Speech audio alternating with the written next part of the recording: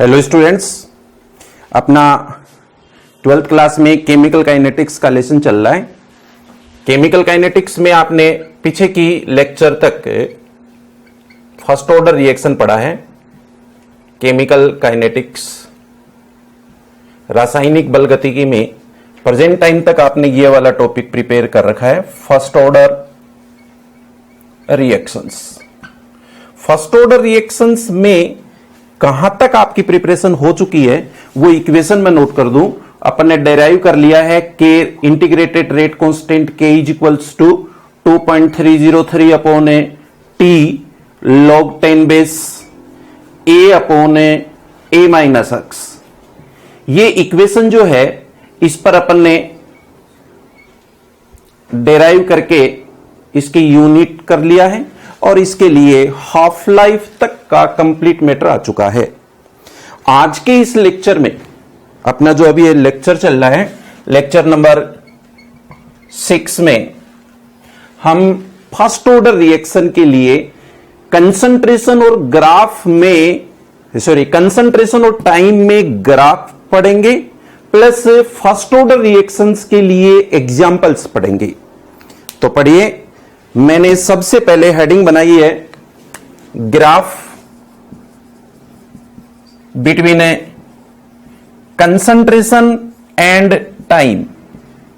आपको सांद्रता और समय के बीच ग्राफ तैयार करने हैं। अलग अलग स्टेप्स में ये टॉपिक अपन पढ़ेंगे, सीखिए। जो इक्वेशन आपके पास में ऊपर है उस इक्वेशन को मैं कैसे लिख सकता हूं, आप ध्यान दीजिए। फ्रॉम इक्वेशन नंबर फर्स्ट के टी को मैं यहां शिफ्ट कर सकता हूं, तो क्या लिखा जाएगा, देखो के टी 2.303 अपॉन को अपन शिफ्ट करेंगे तो ये अपॉन में आ जाएगा। K T upon 2.303 is equals to, बोलिए, log 10 base A upon A minus X. यहां आप टी को बोलिए टाइम और ये complete log A upon A minus X को बोलिए कंसंट्रेशन। जैसा कि क्वेश्चन मिला है अपने को, graph between concentration and time, तो देखिए ये तो पूरा टॉपिक हो गया आपका कंसंट्रेशन और ये टॉपिक हो गया टाइम। तो मैंने इस इक्वेशन के अकॉर्डिंग एक ग्राफ बनाया। एक साइड में तो मैंने ले लिया टाइम टी और एक साइड में ले लिया मैंने concentration log 10 base A upon A minus x. इसके अकॉर्डिंग यदि हम इसका ग्राफ प्लॉट करें तो एक स्ट्रेट लाइन अपने पास में आती है। उस स्ट्रेट लाइन का स्लोप, ढाल किसके बराबर बचेगा, देखो आपके पास वैल्यू कौन सी बची है, k अपॉन 2.303। सो मैं नोट करता हूं यहां पर स्लोप यानी ढाल बच गया है k अपॉन 2.303। यदि आपने ये वाला ग्राफ इस इक्वेशन से प्रिपेयर कर लिया है तो अब इसमें रटने की जरूरत नहीं है। जो इक्वेशन आपके पास में है उस इक्वेशन को सिस्टेमेटिक प्लान तरीके से नोट कर लीजिए। टॉपिक यही है, graph between concentration and time. तो टी निकाल लो और कंसंट्रेशन निकाल लो। इसी ग्राफ को अब अपन और अलग तरीके से भी नोट कर सकते हैं। वो कॉम्पिटिटिव एग्जाम में किस प्रकार से टॉपिक प्रिपेयर होता है वो ध्यान से सुनिए। ये जो इक्वेशन आपके पास में बनी हुई है, सपोज ये इक्वेशन नंबर 2 है आपके पास, इसी इक्वेशन को और कैसे लिखा जा सकता है, ये मैं इक्वेशन नंबर 2 को नेक्स्ट चेंज करके लिख रहा हूं। K T upon 2.303 is equals to log A, ऐसा लिखा जा सकता है। K T upon 2.303 upon is equals to log A minus log A minus X, ऐसा अपन लिख सकते हैं। इसके अंदर कॉमन log है, इसलिए आप इसी इक्वेशन को दोबारा से यदि लिखेंगे तो यह आ सकता है, देखिए K T upon 2.303 is equals to, ये इक्वल्स टू की बजाय मैं इसमें माइनस log ए लिख रहा हूं, इसको इधर शिफ्ट कर दिया, is equals to minus log A minus X. यदि मैं साइन चेंज करूं तो इस इक्वेशन को कैसे लिखा जा सकता है, बोलो, minus k T upon 2.303 is plus log a is equals to plus log A minus x. A तो होता है इनिशियल कंसंट्रेशन और ए माइनस एक्स होती है रिमेनिंग कंसंट्रेशन।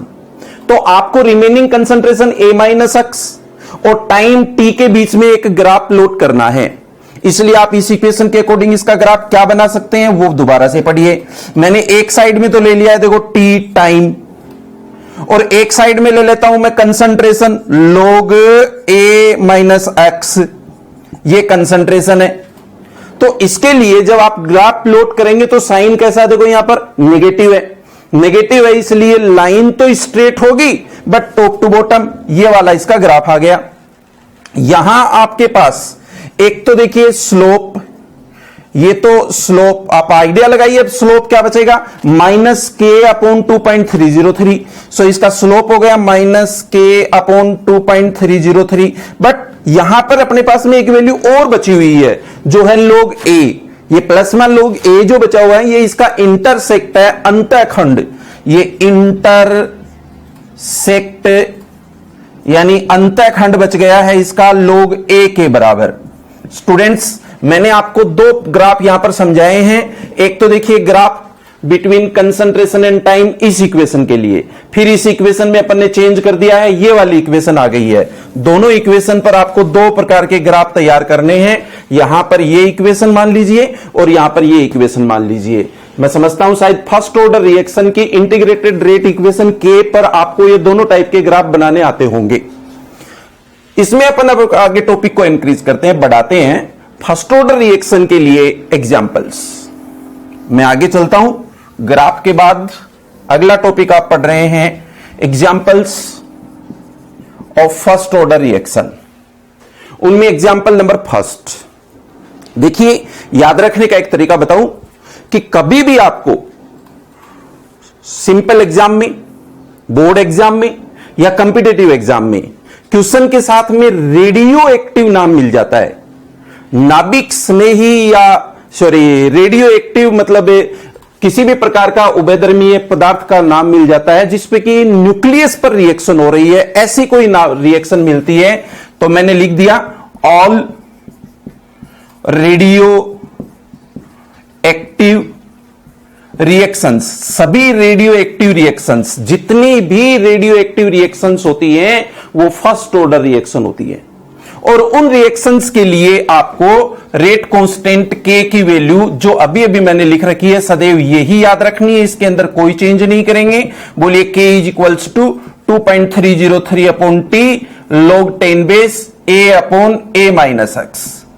स्टूडेंट्स याद रख लो, यहां पर रेडियो एक्टिव के लिए मैंने बोला है कि आपको कंसंट्रेशन दी जाएगी, तो बताइए मुझे A क्या होता है, बोलो initial concentration of reactant. Initial मतलब जीरो टाइम पर, तो देखो कंसंट्रेशन यानी C और इसके नीचे साइन लगाया मैंने जीरो, तो अब आप इसको पढ़ना शुरू करिए, the concentration at zero time. और फिर A माइनस एक्स क्या होता है, रिमेनिंग कंसंट्रेशन। रिमेनिंग कंसंट्रेशन मतलब एट टी टाइम कंसंट्रेशन, इसलिए इसके लिए इक्वेशन बनती है अपॉन टी। तो ये तो हो गया है इनिशियल कंसंट्रेशन और ये हो गई है टी टाइम पर कंसंट्रेशन। जहां आप A लिखते थे वहां लिखिए C0 और जहां आप A माइनस एक्स लिखते थे वहां लिखिए CT। तो आपके पास जब भी रेडियो एक्टिव रिएक्शंस की बनती है कोई इक्वेशन तब आपको ये याद रखना है।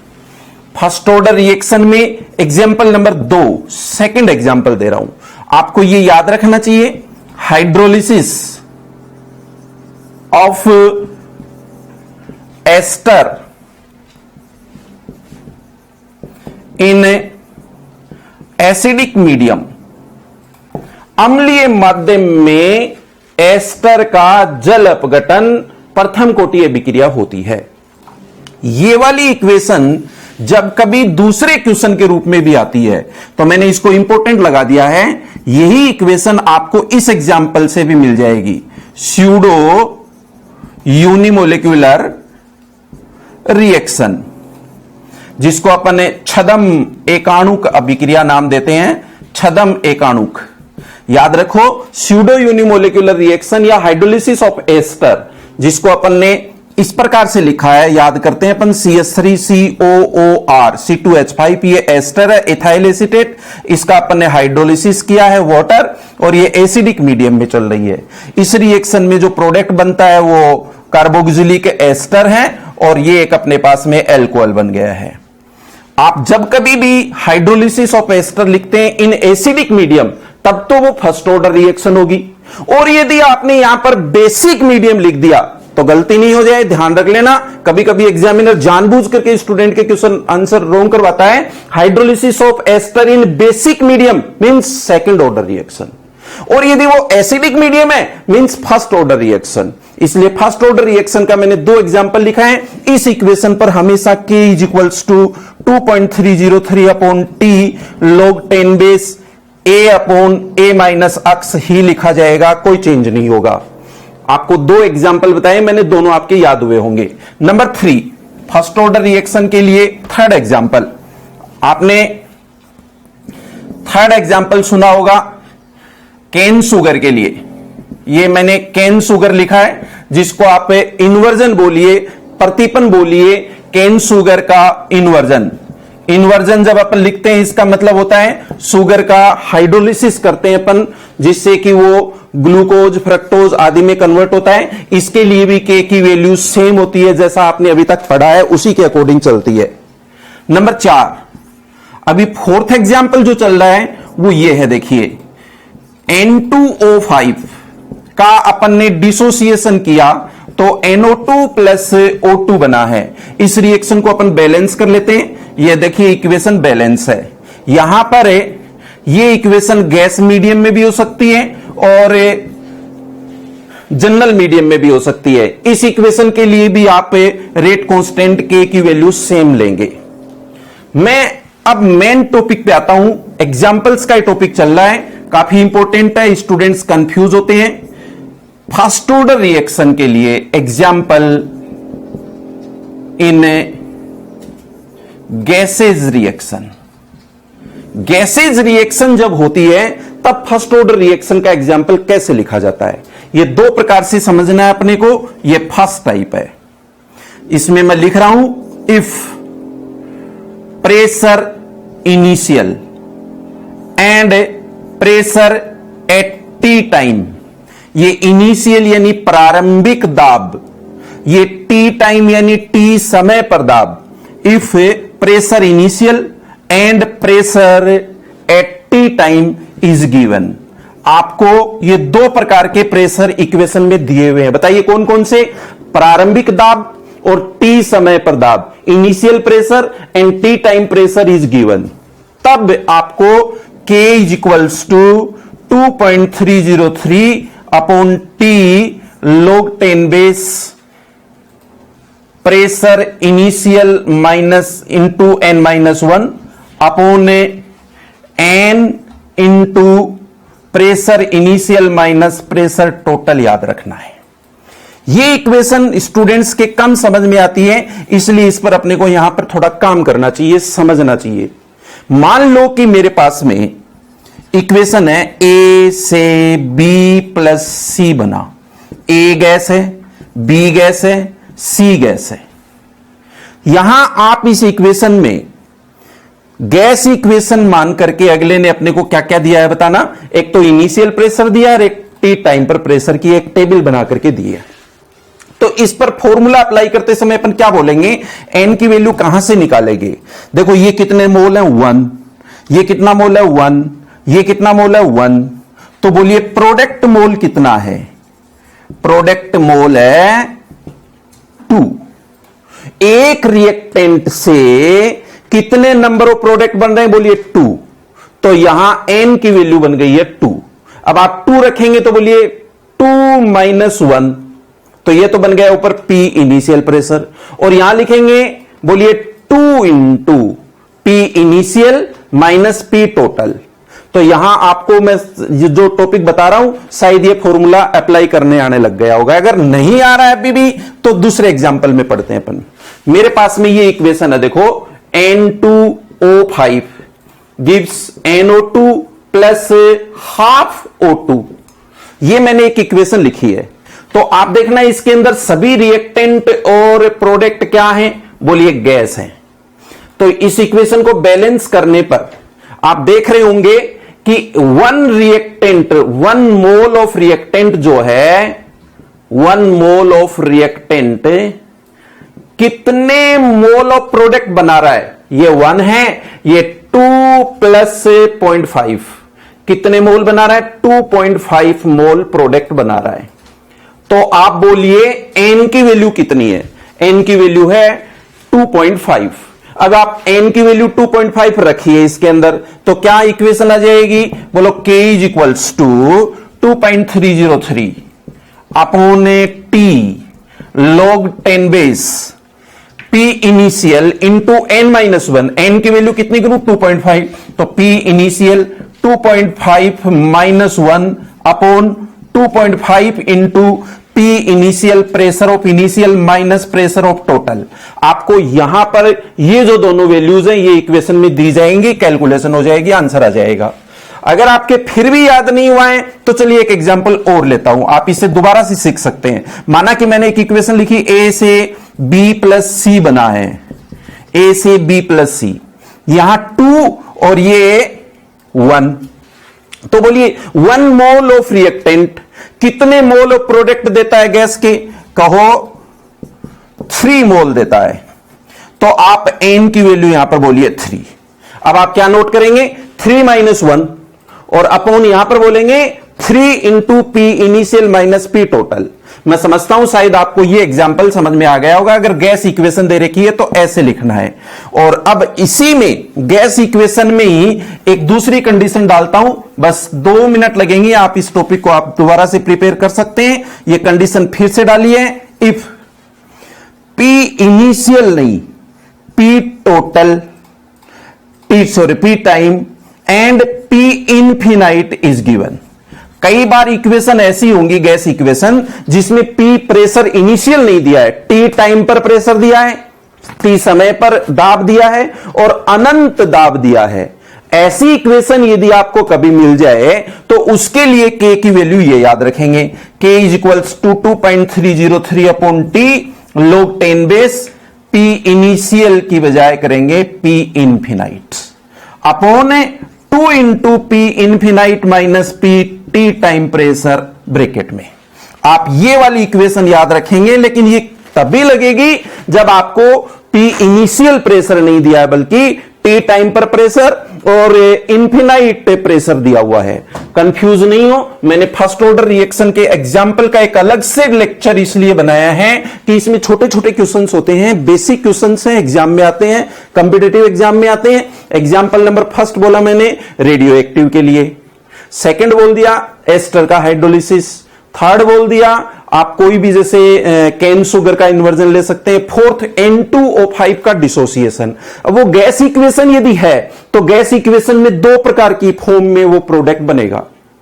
कैसे कैसे? गैस इक्वेशन में आपको इनिशियल प्रेशर दे सकता है और साथ में टी टाइम पर प्रेशर दे सकता है, या गैस इक्वेशन में टी टाइम पर प्रेशर दे सकता है और इनफिनाइट प्रेशर दे सकता है। यदि आपको इनिशियल प्रेशर दिया हुआ है तो n की वैल्यू लिखनी है, और n की वैल्यू कैसे निकाली जाती है? रिएक्टेंट 1 मोल से प्रोडक्ट कितने मोल बनता है। जैसे मैं इस पर एक बार 1 मिनट वापस लेता हूं आपकी। सपोज मैंने लिखा है N2O5 से NO2 प्लस O2 बना है, इस इक्वेशन को मैंने बैलेंस कर दिया है। तो आप यानी ये नहीं बोलेंगे कि n की वैल्यू 4 प्लस 1 5 है, n की वैल्यू यहां पर 5 नहीं है, नो। इस इक्वेशन को बैलेंस करके पहले ऐसे बोलिए कि हम रिएक्टेंट के मोल 1 बनाएं। देखो रिएक्टेंट के मोल कितने, इसमें 2 हैं, तो 2 को आप 1 बनाएंगे तो ये 2 कैंसिल हो जाएगा, ये लिखा जाएगा 2 और ये लिखा जाएगा हाफ। तो 1 मोल ऑफ रिएक्टेंट कितने मोल ऑफ प्रोडक्ट दे रहा, फिर यहां पर 2.5। तो n की वैल्यू निकालने के लिए आप गलती नहीं करें। मैं समझता हूं शायद आपको फर्स्ट ऑर्डर रिएक्शन के लिए आज के दोनों टॉपिक प्रिपेयर हो गए होंगे। एक तो मैंने ग्राफ का टॉपिक समझाया है और एक example of first order reaction का टॉपिक समझाया है। ये जो एग्जाम्पल्स दिए जा रहे हैं इन पर अब न्यूमेरिकल बेस प्रॉब्लम क्वेश्चंस बनते हैं, तो प्रॉब्लम क्वेश्चंस में आप ये जो इक्वेशन दी जाती है इनका ज्यादा यूज किया करेंगे। इस प्रकार से यूज करते हैं। देखिए मान लो कि ये मैंने लिखा है k is equals to 2.303 upon T log 10 base a upon a minus x,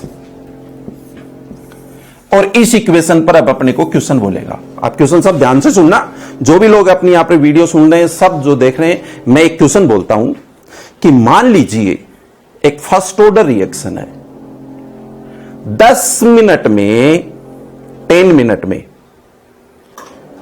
20% product बनता है। एक बार फिर रिपीट करता हूं, 10 मिनट में 10 मिनट में 20% प्रोडक्ट बनता है। तो बताओ 40% प्रोडक्ट बनने में कितना टाइम लगेगा? बड़ा सिंपल सा क्वेश्चन लग रहा होगा, जैसे मैंने अभी बोला, तो आप ये समझ रहे होंगे कि सर ये तो बड़ा इजी है, छोटी क्लास के बच्चे भी बता सकते हैं। नो, ऐसा नहीं है। एक बार फिर से क्वेश्चन समझिए। मैंने बोला कि 10 मिनट में 20% प्रोडक्ट बनता है, तो 40% में कितना टाइम लगेगा?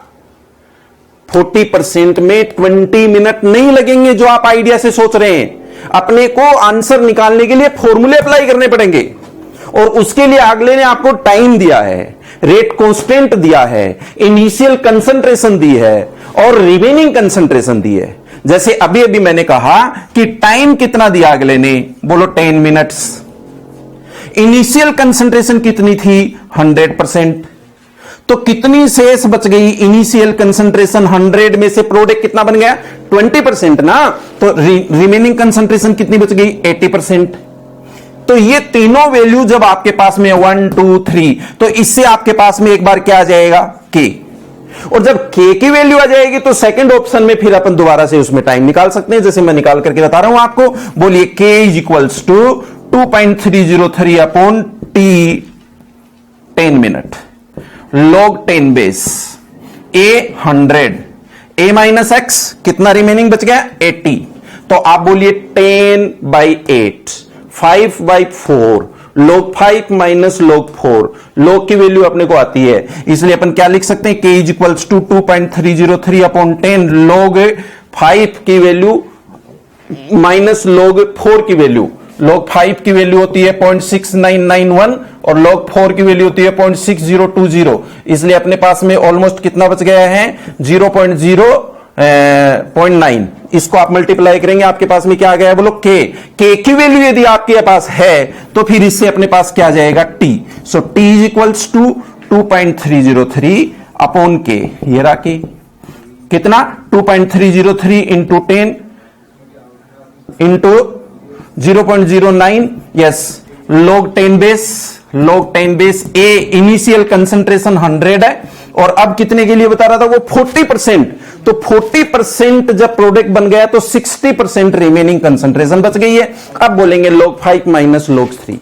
ये तो होते हैं न्यूमेरिकल पोर्शन में ऐसे निकालने के लिए। मैं इसका एक सीधा तरीका भी आपको बता सकता हूं कि अपन डायरेक्ट तरीके से जब इसकी कैलकुलेशन करते हैं फर्स्ट ऑर्डर रिएक्शन में कि कितना रिमेनिंग बच गया है, तो उसके लिए आप एक तरीका हाफ लाइफ के साथ में जोड़ करके आपको इसकी प्रिपरेशन करनी चाहिए, जो कि अगला जो अपन लेक्चर पढ़ेंगे न्यूमेरिकल और प्रॉब्लम सॉल्विंग क्लास वाला जो लेक्चर होगा, उसके अंदर आपको इसकी डिटेल बता दी जाएगी। Thank you, best of luck.